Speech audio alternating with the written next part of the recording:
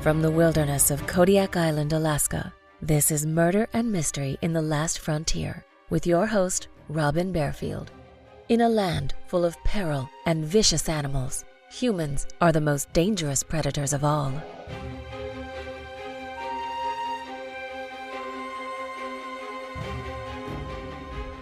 I don't usually do an episode about a case until the case either works through the legal system or it seems unsolvable. I could not ignore this sickening crime, though. There is nothing worse than children killing children, except perhaps when a teenager murders her best friend for the promise of money.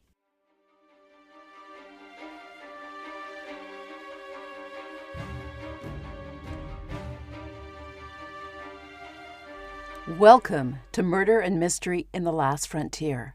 I'm your host, Robin Barefield, and I'm broadcasting to you from the heart of the Kodiak National Wildlife Refuge on Kodiak Island in Alaska.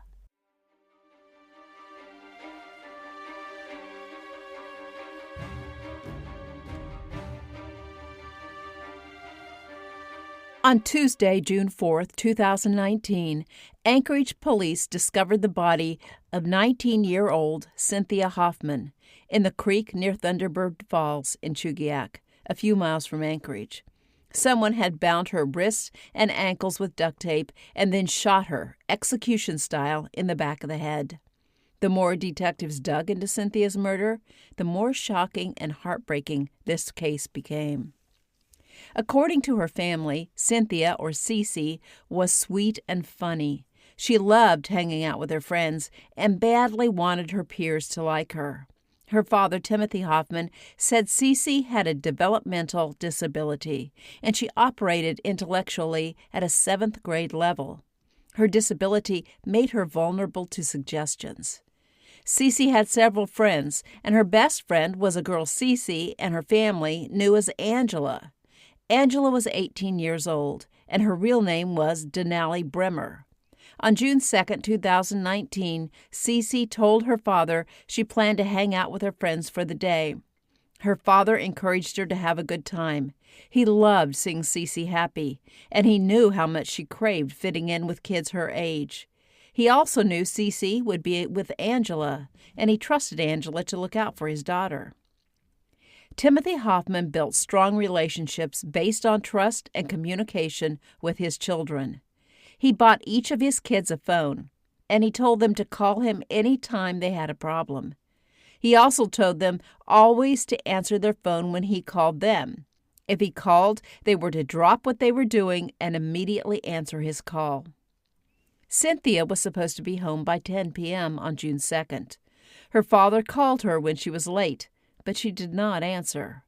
When she hadn't arrived home and couldn't be reached by 11:30 p.m., Hoffman called the Anchorage police. The police told him they could not consider her missing for 24 hours. When Cece still wasn't home by the next morning, Timothy Hoffman knew something terrible had happened to his daughter. He again contacted the police, and this time they began searching for Cece. Timothy texted Cece's friend Angela and asked her if she knew where Cece was. Angela said Cece had asked her to drop her at the Polar Bear Playground at Rush and Jack Springs Park in Anchorage. Hoffman relayed this information to the police, and they centered their search around the playground.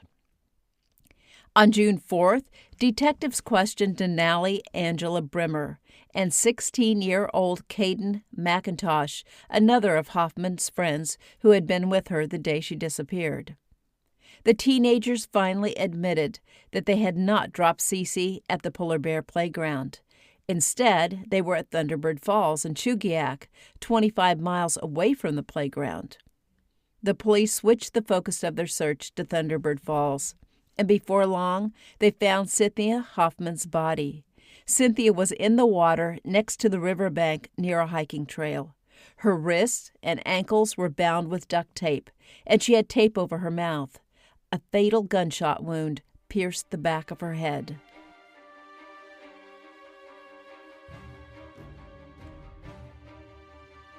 When the police first questioned Denali Bremer, she told them that she, Cece, and Caden McIntosh had been smoking weed and decided to hike to Thunderbird Falls and take photos of each other bound with duct tape. Due to her developmental disability, Cece was easy to talk into things. She wanted her peers to accept her as a friend. According to Bremer, she and McIntosh duct taped Cece's wrists and ankles and placed tape over her mouth. After a few moments, Cece began to panic. Bremer said they removed the duct tape from her mouth and hands, and she said she was going to call the police and tell them that Denali and Caden had kidnapped and sexually assaulted her. Bremer said she was holding her Kel-Tec 9mm in her hand, and McIntosh grabbed the gun from her and shot Cece in the back of the head. Bremer said Cece was still on the ground, and she had her phone and looked as if she was trying to call the police.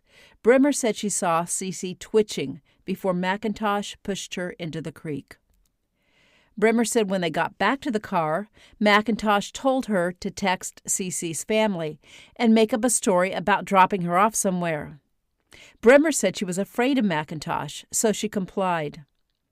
Bremer said the pair then drove to Anchorage and burned Cece's purse, some clothing, her ID, and the gun they had used to kill her. McIntosh corroborated Bremer's story, but the picture Denali Bremer had painted of herself as a hapless and terrified witness was about to change. Police arrested Caden McIntosh on multiple charges, including first-degree murder and evidence tampering. Bremer was not charged initially. Police were not done investigating her, though. Bremer soon changed her story. She said Cece's murder was no accident. It was her idea to murder Cece, and she had ordered McIntosh to pull the trigger. Once they had bound Cece, Bremer said she could not kill her best friend, so she handed the gun to Hoffman and told him to shoot her. Police incarcerated Denali Bremer for the murder of her friend, Cece Hoffman. On June 9th, Anchorage police arrested 3 more suspects in connection with the murder. According to court documents, Caleb Leyland, 19, was arrested after police learned he was involved in planning the murder. Leyland also allowed Bremer and McIntosh to use his Chevrolet Trailblazer to kidnap and kill Hoffman. 2 juveniles, a male and female, were also arrested for helping to plan Cece's murder. To make this sordid tale worse, the female juvenile told detectives that Leyland had sexually assaulted her. So Leyland received additional charges of first-degree sexual assault and second-degree sexual abuse of a minor. The juveniles were taken to the McLaughlin Youth Center, and the Division of Juvenile Justice is handling their cases. Detectives issued a search warrant for Denali Bremer's phone to see if they could learn anything more about Cece's murder from Bremer's text messages. What they found on the phone stunned them. In plain view, on Bremer's phone, they found child pornography. They also found text messages between Bremer and a man she called Babe, or Tyler. Bremer said Babe was a millionaire who lived in Kansas, and she was in love with him.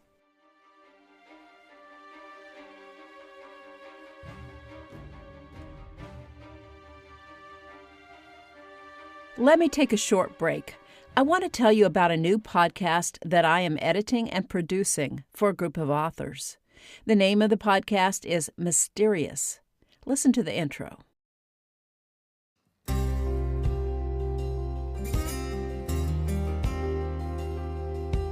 From the authors of Author Masterminds, this is Mysterious.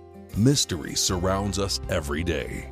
Join us and listen to true stories of mystery, from human behavior to nature, and the physical environment to paranormal experiences. The stories are true, even if we can't explain them.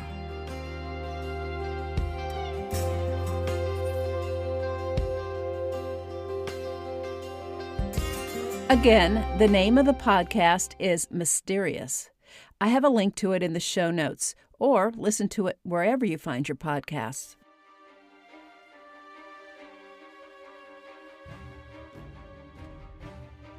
The FBI linked Tyler's telephone number to a Facebook account for Darren Schillmiller. Schillmiller, 21, lived in Indiana and was not a millionaire. Once Brimmer knew Schillmiller had lied to her, she admitted to detectives that he had recruited her to murder someone while she video recorded the event. Schillmiller told her he would pay her $9 million if she carried through with the murder. Brimmer said Schillmiller had also directed her to sexually assault an 8- or 9-year-old child and a 15-year-old child. The pornography the detective saw on Brimmer's phone showed her assaulting the 15-year-old victim, but they did not find videos of a younger child. Brimmer told the detectives that she'd met Schillmiller online, and the pair had started a relationship. Schillmiller called himself Tyler, and he convinced Brimmer he was the handsome young man in the photo he used on his account. She believed him when he told her he was a millionaire, and soon she agreed to join him in his perverted fantasies. He groomed Brimmer, and she fell in love with him. When Schillmiller promised Brimmer $9 million to murder someone, she agreed. She invited her friends to help her and promised them a share of the money. At Schillmiller's request, Brimmer even agreed to murder her best friend. An Anchorage grand jury indicted Brimmer, Schillmiller, McIntosh, Leyland, and the 2 juveniles on charges of first-degree murder, first-degree conspiracy to commit murder, and 2 counts of second-degree murder. The jury also indicted Schillmiller and Brimmer on account of first-degree solicitation to commit murder. Brimmer was indicted on 1 count of tampering with physical evidence, and McIntosh was charged with 4 counts of tampering with physical evidence. Cynthia Hoffman, sadly, had no idea what Brimmer and McIntosh planned to do to her when they invited her on an outing. She thought her friends were asking her to accompany them on a hike. Cynthia was eager to please, and this made her an easy mark. Brimmer and McIntosh had no trouble convincing Cynthia that they were binding her wrists and ankles with duct tape so that they could photograph her. Once they had her immobilized and taped her mouth shut, McIntosh easily killed her while Brimmer took videos to send to Schillmiller. According to court documents, digital evidence and statements show that Brimmer was communicating and sending videos and photographs to Schillmiller while he directed the events leading up to and during the murder of Cynthia Hoffman. The medical examiner found no evidence suggesting Cynthia had been sexually assaulted. An Alaska arrest warrant of $1 million was issued for Schillmiller. If convicted, Brimmer, McIntosh, Leyland, and Schillmiller could face 99 years in prison for each of the murder charges, the conspiracy to commit murder charge, and the solicitation to commit murder charge.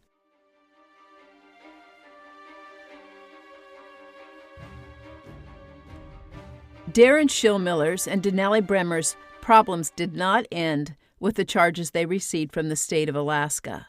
U.S. Attorney Brian Schroeder indicted the pair on federal child pornography and child exploitation charges.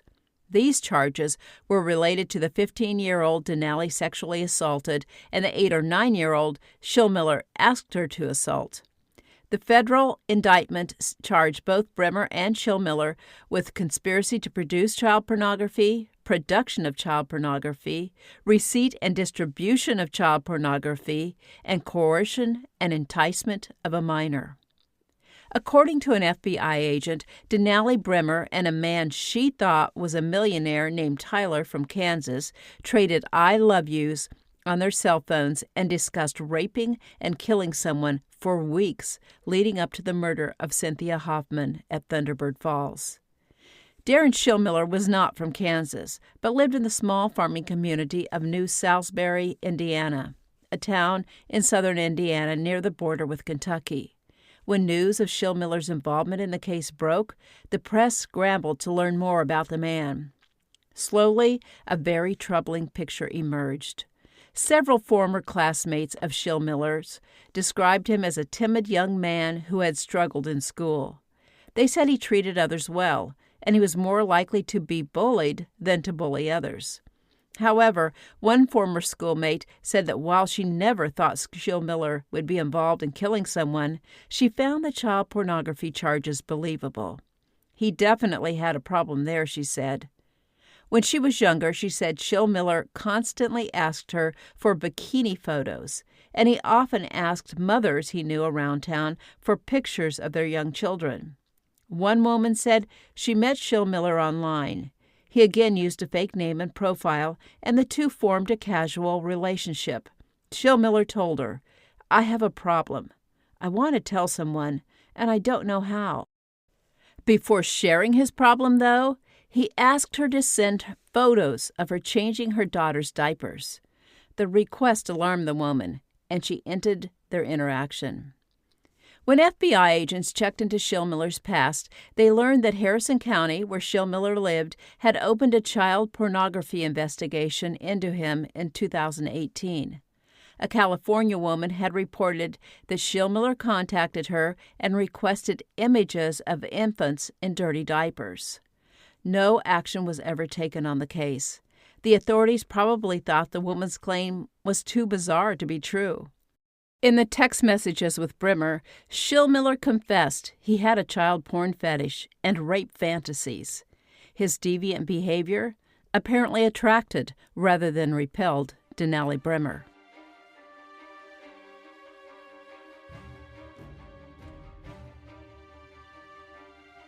There is no question that Darren Schillmiller is a child predator.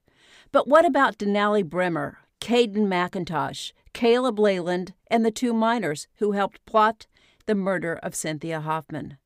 Were they all so naive that they believed the stranger would give them $9 million if they committed a murder? Did they not think they would get caught? Cece's father knew who his daughter was with when she disappeared, and the police suspected Brimmer and McIntosh from the beginning.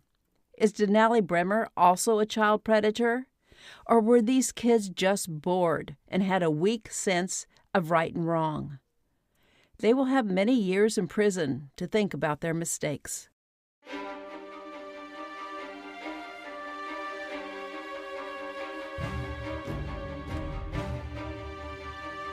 Thank you for listening, and I hope you enjoyed this episode. Thank you to my patrons for your support. Check out the show notes for more information on how you can support this podcast and unlock extra episodes by joining the Last Frontier Club. You can also search for this podcast on Patreon to learn more about the Last Frontier Club. I'll see you soon for the next episode of Murder and Mystery in the Last Frontier.